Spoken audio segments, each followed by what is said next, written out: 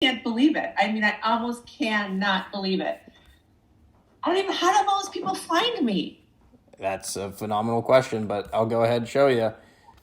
14,395. Oh, Jesus. I'm almost literally on the verge of tears right now. Okay, I'm not going to cry. No crying in brand business, but I am very emotional right now. Oh my God. That's, you guys, that's really good. That's really good. Yeah. Steve, I have done no marketing. You understand? Like nothing. You can still grow a brand online in 2025, and I'm going to show you how you can do it profitably in less than 30 days. Now, before we get into it, my name is Kommer. If we haven't had the opportunity to meet before, it's a pleasure. And I've spent the last 12 years dedicated to growing small businesses into medium to large size enterprises for people just like you. Everything from people who have existing businesses looking to grow, or people who have a fresh new idea that needs the right marketing engine behind it to really make it a success. Before we get into this next case study, I want to tell you a little bit about Nancy. She owns a newsletter and is a coach for people who are looking to get into new relationships at the middle of their life, whether it be the fact that they're widowed or alternatively maybe divorced, what have you. So that's just a very, very small example of how niche our services can get to get you customers that you want in 30 days. So let's look at 30 days for Anna Sanchez here. She owns Stacked LA, a gold-filled jeweler. In her first month, she wanted to crack 10K. We did that exactly. We did $10,570.82. And you can see that in the screenshot from the Facebook ads here. And she had a total of about $15,729 in gross sales in the month of April. So she witnessed 51% growth in the first 30 days at a 3x return on ad spend.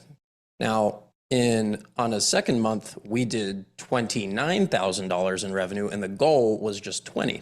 You can see a small trend here starting to develop. We increased her overall sales 96% in that second month, and we were responsible for driving $22,707.07 of that total goal at a 2.64x return. Now, mind you, she had nearly 100% growth in month 2. And in her first 90 days, we drove a total of $58,593.39. And we got her 80% growth compared to the 3 months prior. Now that's pretty good, but I want to give you a little bit more assurance that you're listening to the right person to do your marketing. We have Matthew Lang, the plant guy out of South Florida, who you may know. He runs quite a bit of ad dollars, as you can see here. In the first 30 days that we worked with him towards the beginning of the year, we spent about $8,000 in spend and drove $51,378.97, a 6.5x return on ad spend. In his first 90 days, we drove a total of $133,924.34 at a 4.5x return. You can see here, plant guy on both ends, both the ad account and the Shopify, so that you can cross-reference the amount of revenue we drove versus what he made. So, you can see here that we are driving the bulk of the revenue for the clients that we work with. And of course, we want you to be next. Now, again, I don't want to just let this be all about paid ads. We are also absolute killers with email. As you can see here, this is Chad from Per Glass, one of the oldest American-made bong and glass manufacturers in the country. And we were able to increase his email revenue 157%, making up 62% of his total revenue. And this was just in his first month. Now, yes, of course, this was over Black Friday. So if you want to go ahead and take that into consideration, please do. But his overall sales grew 75%, and it was because of email. Now, we can't even run ads for this industry. So again, we can get super niche, super technical, and really dial it in with just email if that's all you're limited to. He has a little testimonial here as well, said some very kind words. I highly, highly recommend on your own time checking out some of the other video testimonials that you'll see from other clients that have worked with us. But I want to make sure that this is a good use of your time. Here we have one of our best case studies ever. This was last year. This is TJR. For those of you that don't know who he is a day trader and got big in crypto over the course of the last 2 years. And in his first 30 days growing his prop firm one of one funding, we were able to generate $726,599.49 with practically zero pre-existing revenue, and we did it at a near 17x return, okay? That was just the first month. In the first 3 months, we drove $3.1 million in revenue, again, at a 17x return. And over the first 6 months, we drove $6,291,504.01 at over a 12.3x return. We were running email, Facebook ads, and Google ads. In this case, you can see a 7x return on Facebook ads over the course of the first 6 months. You can see about a 5.6x return on Google ads and over $3 million in email revenue driven, 70% coming from our email marketing campaigns and about 30% coming from our automations. Now, I could end it there, but of course I'm not going to. $2 million in the last year for Palm Beach Collective, another Ecom store that did about $500,000. Another Ecom email study, they did 257% more in their first 30 days on email. Another international client here at a 20x return. We spent $1,000 on ads in a month and generated about $21,000. Another one where we did a 19x return, about $2,000 in spend, made $34,000. And Educated Mess Skincare, who you may know and love, they make some of the best skincare products. In their first 90 days, we were able to increase their sales 2,709%, being just over at $100,000 in 90 days. And here is another case study, another one of our best, about $7.8 million in the first year, and 62% of that coming from email alone. Now, you don't have to take my word for it. All of these other fantastic case studies, including Chad being right there, are on my YouTube. You can go check them out on your own time. They're all about 1 minute to 3 minutes long, so do it at your own accord, but I want you to know where you can go to find a trusted voice to speak about their experience with us. So to get into the meat and potatoes of what we're gonna cover and how this applies to your business, we're gonna go over who our system works best for, how our system actually works, how we make results last, what we do to make it work, and what you need to do to make it work. So let's get right into it. So our first and most important piece to hit on here, our most successful clients have 3 common qualities. They're firm on their goal, but flexible on the means. They are open to trying new things, and they're able to remove emotion from their decision-making process. If you have those qualities, then you are a perfect fit for the system. Now, let's talk about some of your business qualifications. Your business must be doing in excess of 25K a month or at least 75K in the last 90 days. So you're doing about 25K a month on average. You must have an available ad budget of $3,000 or more per month, at least $100 a day in ad spend. If you do not have $100 a day in ad spend to grow your business, you're not gonna grow a business, you're gonna grow a hobby at best. And lastly, you must be able to allocate at least $25,000 over the next 90 days to make sure that this is going to work long term. If you can't invest $100,000 into your business to grow it, you're never going to make $1 million in a year. I'm just being frank.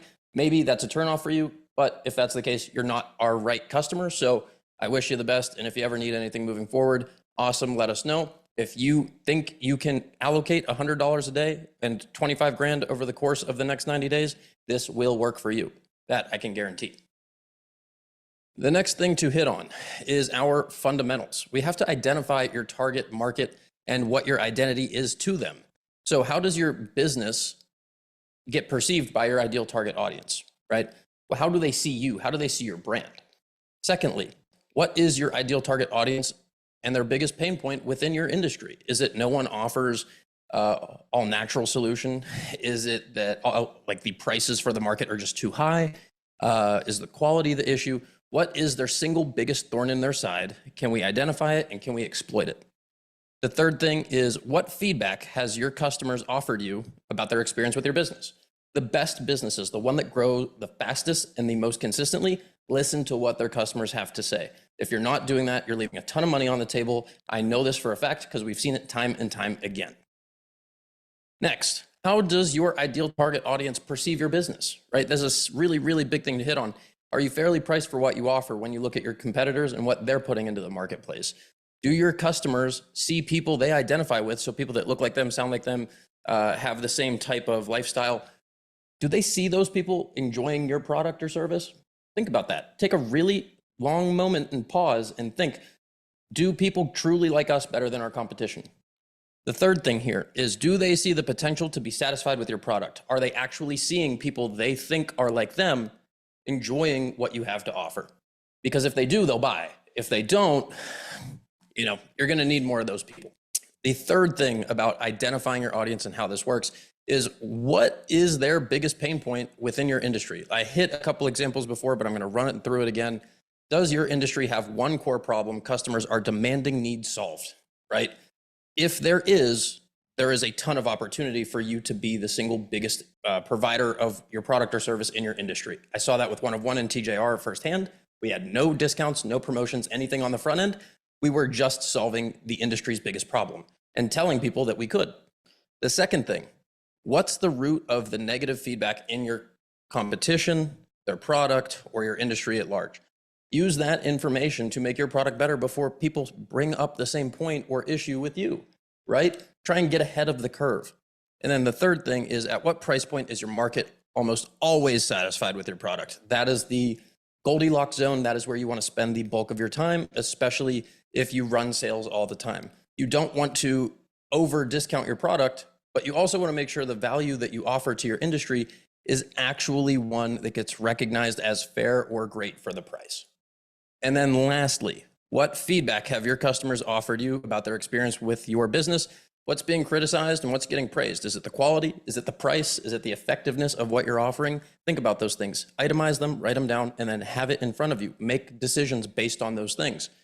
Secondly, does your competition receive the same kind of complaints or praise? If they do, whether it's positive or negative, use that to your advantage, because that's showing third-party satisfaction with something your competitors are doing. If you're not doing stuff that their customers like and are telling the brand or business that they enjoy those things, you're leaving money on the table. You can take that competition. Those customers have to come from somewhere. So it might as well be your competition. Make yourself the bigger one in the space. And same thing goes for the negativity. If you're doing the right things and you see your competition's customers complaining about stuff they're doing and you're not doing those things, then stay away from them. Don't let that one drop of bad blood taint your entire business just by trying to cut corners or trying to cut costs or anything that customers would have a reason to have an issue with you and your business. And then lastly, who does it best in your industry and what sticks out as to why? It's not just about your competition. It's about being the brand that your business should be like and executing on it. If you can figure out how to be the best in your space and you can reverse engineer the game plan to get to that point, you need to. No business gets into business to close its doors. You got to be in it for the long haul. Otherwise, you're not going to make it another 6 months, another year, another 2 years. Think about that. So now that we've gone through all of the psychological things that you need to have a handle on in your business to get those customers, we need to talk about how to make results last. So in understanding your customer, we need to identify what your key market demographics are to begin with. And the reason that we do this is because every ad platform lets you execute on these things. Doesn't matter about the targeting, doesn't matter about anything else. You got to get the basics down first. So the gender of the customers that you're looking for, are they predominantly male, female, or both?